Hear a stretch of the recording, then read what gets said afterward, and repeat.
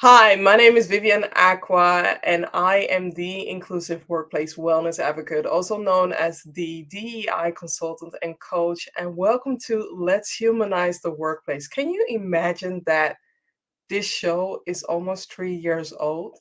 Yes, I started this show in 2019, not knowing that it was that much needed, but also not knowing that it would be an amazing way to connect with so many amazing people and have a conversation about the main topic. It has been a blessing in a disguise. It has brought me so much. I've met so many people through Amplify DEI. And today I am going to introduce you to two amazing guest speakers as well, and I'm going to bring them on. So I am inviting you to ask your questions. If you want to share any insights about the topic, that's totally fine. Know that I will do my best to highlight you as well. And let's bring on the first guest. So let me do my bio. So, Rodney Frank is an organizational development training consultant who specializes in bespoke solutions to address diversity, leadership, and team effectiveness. And Rena Suzuki Wagner is a transformational meditation teacher who lets you go deeply within to find and connect to your true self with a unique method by unique leverage sorry, with a unique method leveraging music. Sorry. No My worries. apologies. It's that time of the day. It's almost like 8 and Yeah. it was a very long day today. So apologies for the tongue wrapping, but Sam is saying hi. So hi Sam, and Sam's salary is also here, so thank you. Um Rodney, let's start with the first question. Why do we need to humanize the workplace? What's your perspective on this? Well, I think hi Vivian and hi to all the followers or audience members. So I think the Mhm. simplest one is because they're human beings in the workplace, right? So and we all don't thrive in isolation, and we're not expected to operate like robots with no emotion, fun, laughter, and when there's no connection, it just feels mechanical. And I feel like these icy behaviors can cause alienation. And so I think what's important to understand is that in this workplace, I like to call this a workplace puzzle. We're all just small parts of it, and we all need to be able to play our piece and not just look out for our own self-interest. And I have a really good example of this. I had worked for two managers, a great one and a horrible one. And when I was in this great working environment, I was just an administrator, but it was such an awesome environment. Everyone was on level playing fields, whether you were the tea executive. Every month we used to have, a champagne breakfast, and the team just operated so incredibly. People wanted to work late. People wanted to come in early. And some of the friendships that I'd formed there have been lifelong, and I still have them now. And that's the perfect humanized, the results of Mhm. a humanized Yeah. workplace. And the opposite was absolute terror. Music too loud, it need to be strict, very structured, and it was just a really horrible working environment for me. Would you say that it was almost like it sounds like micromanaging happened there? Yeah, so every portion of my day was mapped out for me. Mhm. She used to give me a calendar with a breakdown of my times, and I was expected to do Wow. something in each of those times, right up until Wow. 5 o'clock. So there was no flexibility, and it was very structured. It was almost like the fun police. As soon as anybody was having too much of fun, she was out there making sure that we calmed down a bit. Wow. We need to definitely stop. And also something that you mentioned about um we should prevent the workplace from being a solo act, right? It should be a collaboration with different people, and knowing that diversity is bringing in the financial benefits for company, knowing that diversity is about creating that workplace where everybody feels home. That Yeah. is what we need to amplify as well. So I definitely understand where you're coming from. And yes, we don't need no more Gordon Ramsays in the workplace. We need more. Yeah. We need more Jamie Olivers in the workplace. Yeah, absolutely. Absolutely. Yes, thank you. And Rena, what Yeah. about you? I really like what you said, Vivian, that we need to make a place, a company or workplace where everybody feels home. I Mm-hmm. think it's really important. From my side, I do work a lot with the individuals, and a lot of people, even like high performers, low performers, Yeah. everybody, they have always this like big problem that they bring to my sessions, which is that they can't be themselves at work, Yeah. or they can't be themselves at all in their life. And that is for me, it's like a really big, sad problem. And I think to humanize the workplace is to be feel comfortable to ourselves being our true selves and bring that, like be able to bring that to the workplace. And I think it's just not only corporate wise, but from the like individual perspective, it's just so important. And so many people are burnout and have mental Yeah. issues. And yeah, I think, yeah, it's just, of course it's important to humanize the workplace. So that's like how I feel about this topic. Yeah. You're also touching a topic that really puzzles me sometimes, because the conversation about burnout has been a conversation that has been led for a very long time. Even before the pandemic, it was Mm, rising. And during the pandemic, a lot of people burned out because they felt they were doing more. And now this conversation is still being had. yeah. What are should be we doing different to prevent people from having a burnout? Yeah.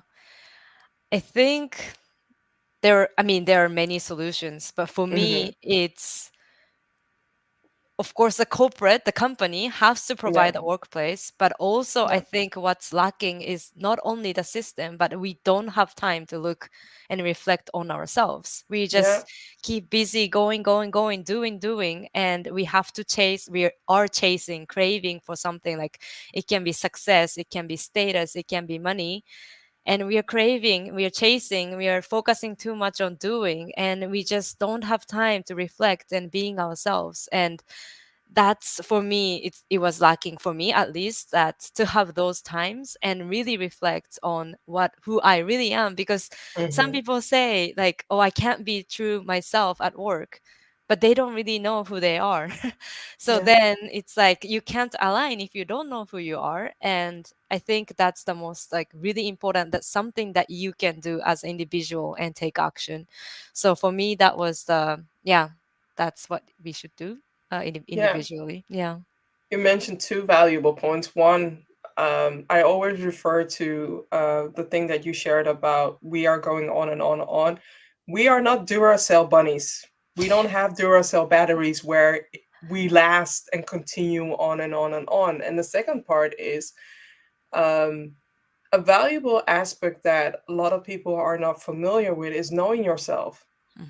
What are your values? Yeah. What are your passion? What are your purposes? And if you don't know how, there are so many books, so many, podcasts out there, but if you really want to support, find yourself a coach. And it might sound a bit wooey, but then again, a coach can help you find that, can help you define that, and also can help you navigate your own journey, will be your Yeah. cheerleader, your supporter, and everything within that. So that's definitely that something I support. And coming back to you, Rena, Yeah. resiliency is your jam, right? It's everything that you're doing at the moment right now.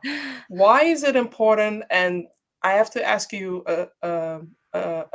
another question, which I normally should not, because I should not compound questions on questions, but this is relevant. What compelled you to change your navigation within your career by Mm. putting resiliency as a priority? Yeah. Yeah. So first, why resilience is important. I think, Mm-hmm. I mean, in any life, how happy you are, how successful you are, Yeah. how lucky you are, you will have pain. Yeah. You will have pain in your life.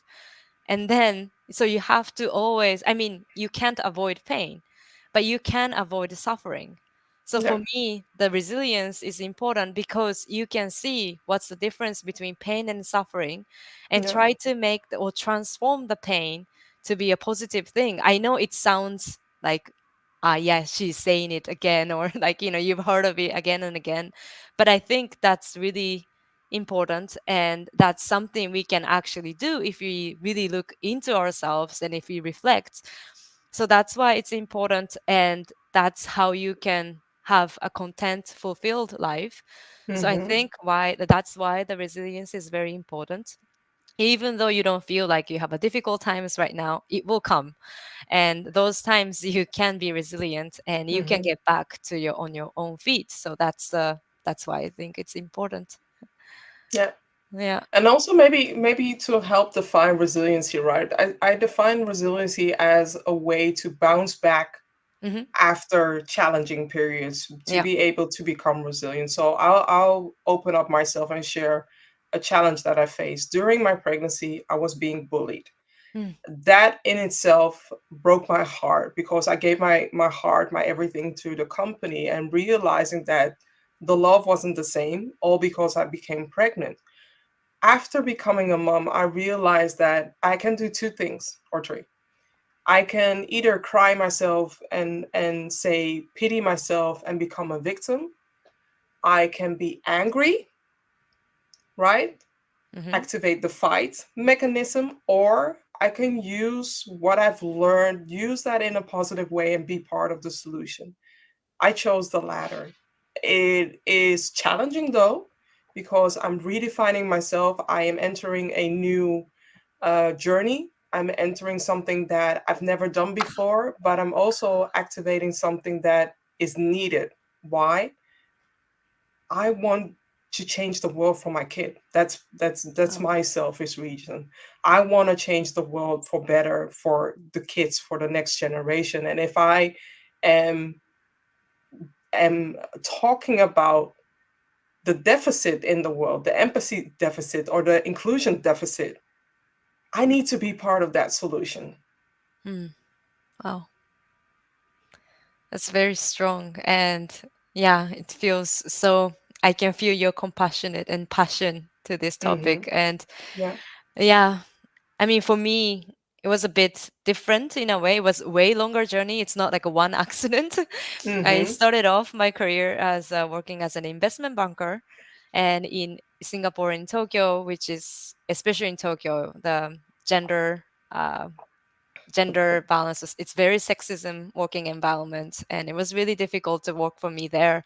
Every day was like verbal sexual harassment, and that's Wow. really normal. And I can't even say that's weird because it's normal. It's like for women in Japan, Wow. it's really normal to be accepted and say, like, laugh it off in a way.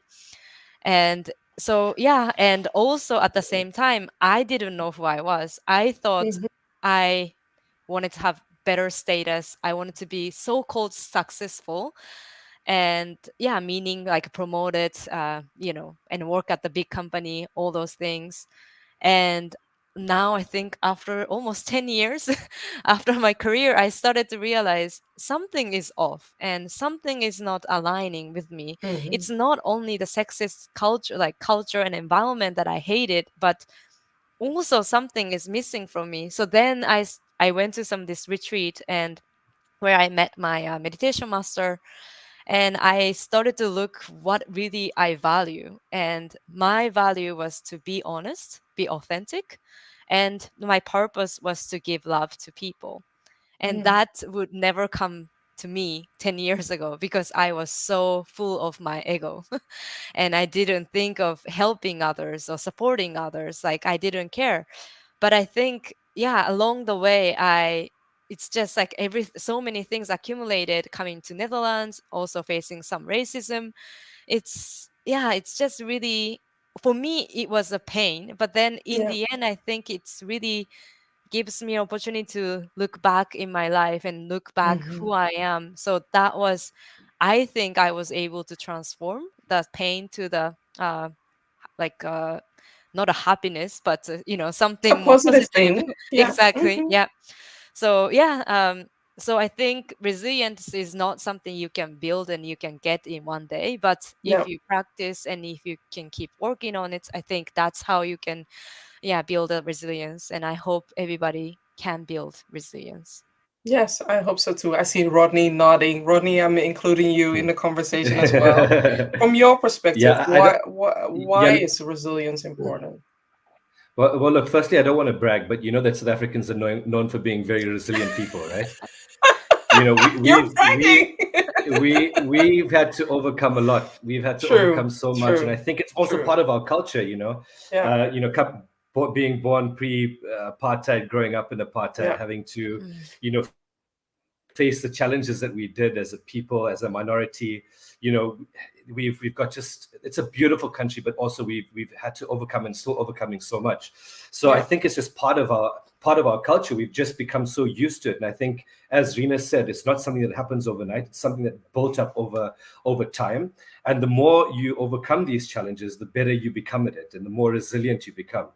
And so, yeah, Mm-hmm. I think when you face it, it really equips you to, with the skills and the confidence and the knowledge to be able to push through those difficulties, to be able Rodney, to, I don't know, pick something up. happened with your, sorry, something happened with your connection. You said something about it really equips, and then we lost you a little bit. Can you otherwise turn off your Okay, is camera? that better? Is that Yeah. better? Is that Yeah. better? Okay, Mm-hmm. perfect. Sorry, where did you lose me? I lost you where we really resilience is part of our DNA or something. You mentioned something like that. Y- I think it equips us with the skills and the confidence, Mm-hmm. the knowledge to be able to push through the difficulties that we have, to pick yourself up after failures and achieve whatever it is that you were working towards. But the Yeah. other side of that is that we know that people who are not resilient become really easily overwhelmed. They also Yeah. become prone to unhealthy coping mechanisms, whatever that may be, mental health issues, alcohol, Yeah. drug abuse. Yeah. And so, this is the flip side of the coin for people who have not built that up. And as I said, I think, I'm not too Mm-hmm. sure whether I was cut off, but I said I agreed with Rena that these things are Yeah. built slowly over time. I have a guest. Yeah, I'm I sorry. heard it. Oh my. Oh, It's hello. Orlando. It's his bedtime. Wat is dat? Doei. Oh, so cute. Yeah, it's that time. Um, what can people do to boost their resiliency in the workplace? Hmm. And I would say, Rodney, can you kick that off? Yeah. So I think people can become good at resilient when they learn how to overcome challenges. Um, and when we do it more, we become better at it. And we also need to remember that this is a very, very highly sought after skill in the fourth, fifth industrial revolution. So, organizations, companies are looking for effective problem solvers. But it's, how do you overcome the challenge? When you're faced with it, what happens? Yeah. I have a little bit of a strategy. You need to have a bit of perspective, not be too overwhelmed. Have a Mm-hmm. look at what you're facing from all angles. Yeah. Try to become the Swiss Army knife, where you bring a lot of different options and solutions to the problem. We all know that solutions are difficult to see, but challenges are right in front of us, and they're right in front Yeah. of our faces. So we always see them, and it's not something that's easily done. But yeah, as I said, like, to be able to continually pick yourself up when you go down. And some of the most unlikely heroes Mm. are people who have shown resilience. I'm going to bring Yeah. Nelson Mandela into it. We saw what he faced: 27 years, coming Yeah. out, becoming the first democratic president. We have people like John Creasy, who received 753 rejection slips before he published 500 books. Oprah Winfrey, Yeah. J.K. Rowling was turned down 12 times before she had, Harry Potter published. And, we see that people who are resilient, who've overcome great adversity, but what's at the end of that? Yeah. And if you can get through it, you could be almost there to something really great. Mm. You mentioned also something that is very valuable when it comes to boosting your resiliency, having a support system, having people around me. If I face adversity, or let's say, talking to potential clients with some challenging faces, I always have my inner circle. I have my, 911 people that I can talk to and vent. I'm human, right? I'm not pretending that I am, you know, Jesus or I am the best of the best. I'm human, and therefore my reaction is human. I do show some emotions in certain ways, and I need to vent. And the challenges that come my way, if I would share that whole list, I mean, the Bible is even the Bible should be bigger regarding the things that I face, the isms that I face, the sexism, the racism, the discrimination, all the challenges that I faced, and to be able to walk away and say that I live, I'm still living, I I have overcome, is something that I'm always grateful for. And sometimes you mentioned that as well. There are people out there that have not faced adversities. And when they haven't done that, when they face an adversity, they fall, they do something, or they seek, some unhealthy things like drinking, using certain things that doesn't serve them. Mm. And that's why Yeah. I know that resiliency should be taught also in the workplace as well. Yeah. Yeah. Yeah, Rena. yeah, it's a really big topic for me, like Yeah. how to Mm-hmm. be. And yeah, like, so a lot of people these days, like what, like binge watching Netflix, that's like a word that Yeah. is like a created these days. And binge watching is, I think it's same as drinking alcohol, taking Yeah. drugs. It's just So numbing. what are you And saying? I cannot Netflix anymore? yeah. I'm gonna be honest, I'm a binge watcher as Oh, well. really? Sometimes I need that. I need that. Yeah. So, Yeah. and also like be hooked on the social media as well. I Yeah. think for me, everything just sounds like numbing. And Yeah. why we numb is because we are avoiding the feelings that we Yeah. should be True. feeling. And everyday life, again, we are just so busy. We just don't have time to feel all the emotions that we have every day. And we just keep covering up because we are afraid, Hmm. we are scared to feel that feelings because it's so painful. And we avoid it, and at some point it's like the boiling water in the kettle, it's gonna poof, like, it's Yeah. just gonna explode. So for me, like, so two things I really recommend people to really, you can do it from today, is one thing is just feel the emotion. You can cry every Hmm. day, you can just scream every day, you can be mad at every day, as long as you don't hurt other people, of course.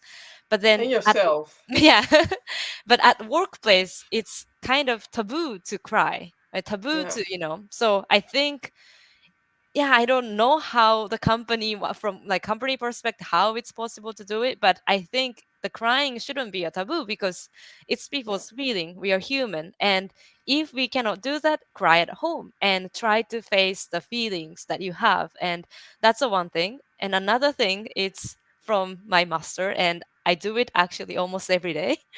When you get angry, I have a small towel. I always have this small towel. And then I scream into it. I cover it my Ooh. mouth and I put Yeah. the fingers here and scream, Yeah. and then you don't hurt your like heart cord. Yeah. Hmm. You scream, and then it's screaming is like a physical way of letting out all your emotions out, and it sounds a Yeah. bit crazy but really works. Your angers after 3 screams mostly gone, or you can be calm. And it's just, yeah, like we just need to feel more emotions that we have every day. That's, of course, we're living a super stress, yeah, as long as you live in a really remote area in the countryside. In the city we are facing like busyness, and it's just stressful, and Yeah. that's not how we are built as a human, and we have to let all the emotions out. So yeah, that's These my are valuable tips. yeah. After a DEI training, when I face some adversity, I need Yes. to bring my towel and Yes. scream. But also, coming from a place where the work that I do, and I can also share from Rodney's perspective within the DEI training, we wear like 10 hats, Mm. 10 hats that challenges us on a different space. Yeah. I sometimes need to numb myself to bring myself back to Hmm. earth, because the things that I've seen and the things that I've heard and noticed and witnessed, it's sometimes out of my, it brings me out of my way of thinking, but also realizing that people are going through this toxicity. Yeah. I cannot grasp that. I cannot grasp it. So, what I wanted to add on what you were sharing was find whatever supports you. Yeah. What supported me in resiliency is punching a kick, how do you say, kickboxing bag, a punch bag, because I wanted to let it out. Find an outlet that Mm. helps you to process whatever it is that you're going through, and also talk to people, find people, Yeah. because you should not be dealing with adversity alone. Yeah, Yeah. 100% agree. yeah, Yeah. yeah. Yeah, Dr. John Maxwell had an interesting way that he coached people Mm-hmm. on dealing with resiliency, and he said that if you're faced with a problem and a challenge, that you weren't allowed to come to him directly with that challenge without Mm. coming without bringing a possible three possible solutions, Yeah, and that kept people on their toes, but it builds this thing up.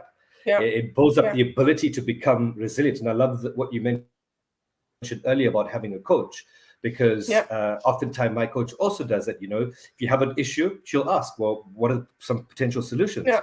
And you need to be able to think about this, because you have the dreaded drama triangle, and you can always see yourself as the victim, as things happening to you. Exactly, And then you exactly, need exactly. somebody, when you take your problem to somebody else and you ask them to help you, you're almost seeing them as um, as a rescuer, as Yeah, opposed to seeing the challenges. Seeing this adversity as a challenge, seeing yourself as the challenger, and then mm-hmm. having that mentor as the coach, right? Yeah, To be able to navigate the ideas through. yeah, And so I'm a little bit on, I like both sides of it. I like to be able to also build that up, and I also like that style of leadership where you yeah, don't always come to the rescue, but you also put the yeah, ball into people's courts and you yeah, assist in building that. And that's how you coach yeah. resiliency in the workplace. It's a muscle that needs to be trained, but also realizing that different people have different experiences, have different levels of resiliency. And I'm also thinking about adding the word grit, Mm. because grit is also an essential part. Angela Duckworth, I think she talks about it, and she has a TED talk about grit, finding that stamina, finding that strength to push through adversity. Is Mm. grit a different word for resiliency? Is that it? Is that what I'm, I'm finding out tonight? Yeah, I would say so. I think it's very Yeah, closely linked. yeah. Yeah. That's Mm. what I'm thinking of right now. Okay, now we have talked about what people can do and how they can boost their own resiliency. But when it comes to leadership, what is the message Mm. that you have for them? Wow. Rodney? Mhm. Well, yeah, I think I'll reiterate what I've just said Hmm. earlier on, is just making an attempt to become really good at facing and overcoming challenges, especially if it's not something that you have been brought up with, or you haven't faced a lot of adversity in your life. Make it a point of trying to overcome challenges. They can be small ones, you know, Hmm. um, community issues, community problems, community Yeah, whatever, just get stuck in and get involved and make it a really good point of overcoming them. And through a process of time, you just get better and better. It's a muscle, as you said. yeah. Mm. Can you give them an example? What is the one thing that you Yes. would challenge leaders to do tomorrow? Mm. So you just repeat that in terms of. What is the one thing that you would challenge leaders to do when it comes to leaders supporting their employees with boosting resiliency? Yeah, I think being able to listen, Mm, you know, yeah, really, really listen. Make space for that. yeah, Make space to hear the stories, and then coach and mentor from there. I yeah, think so often the number one issue in going back to humanizing the workplace is that there isn't that space in the office where two people can just have a conversation and be fully in yeah, without 100 things going on and answering emails while you're busy talking to the person. It's just yeah, being in the moment and listening to somebody. yeah, Mm. yeah. Oh. Arena? Yeah, I mean, for me, what I wanted to say to the leadership is that know that all the employees are human. They're not machines. Mm, Yeah. mm, So, yeah, and one thing what they can do is that they can be vulnerable and they can be yeah, honest what they're really going through. yeah, Sometimes, like one like a CEO looks like he or she has like amazing time and like amazing career, but maybe at home they might be taking care of their sick parents or something. You yeah, don't know anything, and right. they don't share Mm. because it's their kind of they don't want to share the weakness, right? And but I think Is it weak though? Is it I weak? don't think Taking it's care of weak. your parents, No, taking care of your loved ones, is it weak? no, but then I think that's what, especially if it's a woman, let's say, they don't want Yeah. to be seen that the person is the one taking care and they don't have time to work or something like that, Mm-hmm. right? So It will be held up against her. Yeah. exactly. And but then I think if you can have the vulnerability to say it and be honest to what they're actually going through, I think that's like employees are human. They're going to be compassionate to you and try to Yeah. help you as well. So that's how Yeah. employees and company can start have like actual real relationship. And Yeah. yeah, that's Yeah. what I think. Yeah. Yeah. What I would add into the mix, it's a combination of what you both shared. So listening, but also have that understanding. And I would like to add in empathy, right? Hmm. When you know what your team members are going through or know the challenges that they face, what is it that how can you support them Yeah. without without fixing the challenge? How can you support them? How can you be there for them? Is there flexibility in the workplace? Can they make use of massage sessions? Can they make use of coaching sessions? Is coaching available? Is sponsorship available? What are the things that are available that people are not aware of it yet that can help boost their resiliency? That's what I would like to challenge leadership with today. Yeah. Rodney, you wanted to share something. Yeah, I'm a huge advocate of storytelling in the workplace and creating a Mm-hmm. culture of sharing stories. I know the impact of that because it brings back to what you mentioned now with regards to Yeah, creating empathy, right? yeah, And so, I think with companies that do that, they see the benefit of it because when you share stories, you connect through your similarities and through your yeah, differences, right? And also, when you hear stories of yeah. people who have overcome hardships, it also motivates you to do the Yeah. same. So, when you hear these stories, it goes, okay, cool. So, I mean, this is really difficult, but if this person can do it, then so can I. Mm-hmm. And this also assists with humanizing each other in the workplace. So we don't just see each other as HR of this is finance. I have a name, and I have a story. Yeah. And I True. think to be able to create spaces and work environments to be able to share and share stories and stories, two, empathizing, and also three, it'll motivate us, to do the same, to share. Yeah. These are amazing tips that you all have shared. And I wanna start with you, Rena. When you look at 2025, I know it's almost the end of 2022 Yeah. and we have like almost 2 years left, but what is it that you would like to see when it comes to humanizing the workplace and resiliency? Yeah. You For want to be me, booked everywhere? no. Mm. No, but I really, and also it's what, okay. So my answer is to Mm-hmm. have the company supports Mm. private, either coaching, either Yeah. counseling or Yeah. meditation, or Yeah. it can be qigong, like any type of all this way of like a mental care uh, Mm-hmm. practice. It Yeah. should be all like under insurance, or it has to be provided by the company. Yeah. And Yeah. otherwise, yeah, this mental health and mental illness and depression, burnout, this is just too big for us to take care. Like I can, like I want to heal a lot of people, but I can't heal all of them.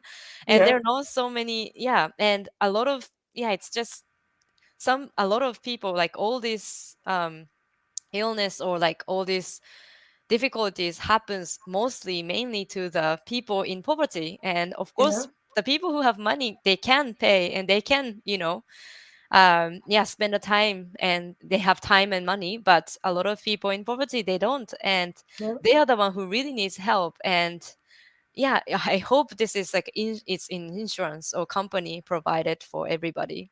Yeah, Hmm. that's my So are you also tapping into the social responsibility of companies to open yeah, up or to invest yeah, in the invest. well-being of other people as well? Yeah, I think it has to start off with their employees, right? But Yeah. then I mean, it's not even there yet. So I Yeah. think Yeah, first they have true. to do that, and yeah, and after that, yeah, it would be nice if they start investing, because it is really big problem that Yeah. nobody wants to see, and it's a taboo. And yeah, sometimes we have to face it. And yeah, I think 2025, yeah, maybe it's It's too around the late. corner. Yeah, It's I know. around the corner. I know, but there Yeah.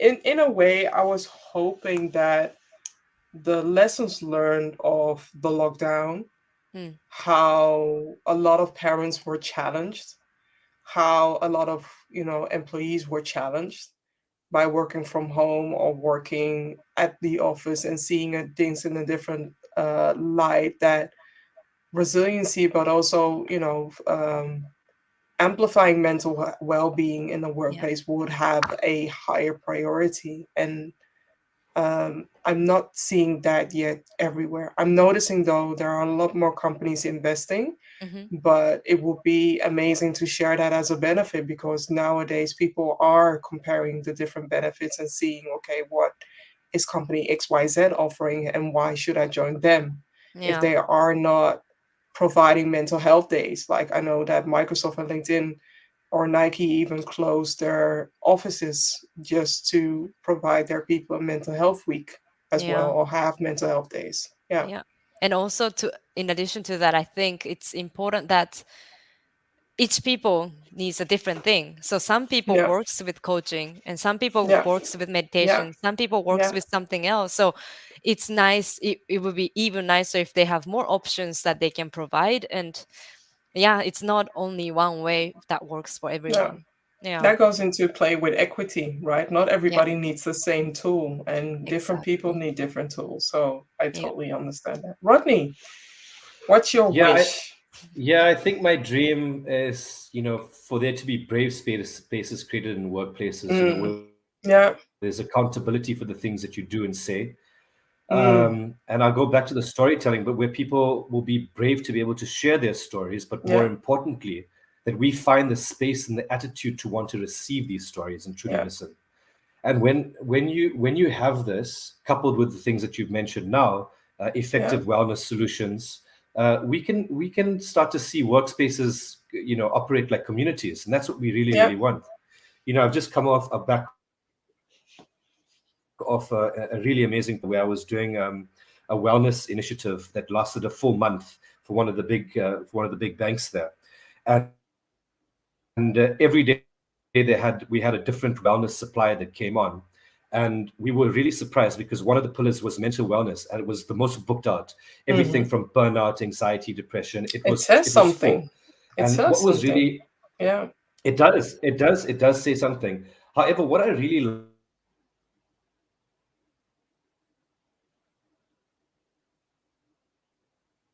liked about this is that there was no sessions like this before. Rodney? Yeah. Yeah, are you there? Yeah. Yeah. Pre-COVID, it was face to face, and now Hmm. it was online. And what we started to see was the attendance online was I think more than 20 or 30% more people that attended, and that's because one, people don't need to be in a room and put up their hand and say, hey, listen, I have a problem. They can get online and they can also be sort of Yeah. protected by Yeah. the group. And I think more Yeah. initiatives, more innovative initiatives like this to deal with wellness, because we see that it is a massive problem. So yeah, Yeah. I think innovative solutions and what I mentioned about storytelling. Yeah. Thank you. Thank you all for sharing. I mean, I love talking about resiliency. I know that a good friend of ours, Rodney, Mary Jane, also speaks highly about this resiliency, and it should be amplified. So I'm very appreciative of both of you sharing your insights and sharing your perspective on what we can do to boost it. And I'll do my best to boost this topic as well. Like I shared, it will be visible on YouTube, Facebook, LinkedIn, and all the other podcast platforms as well. I'm looking forward to see how people are going to use that. So if you have anything to share regarding boosting the resiliency, I am going to write a blog about this. I'm going to convert it as a blog. And if you want your comment to be included, please share that within the next 48 hours so that it's going to be included as well. Thank you, Rena. Thank you, Rodney. And I'm wishing everybody a good evening. Thank you. Thank Thanks, Vivian. you. Thanks, Bye, Rena. Bye, everybody. everyone. Bye.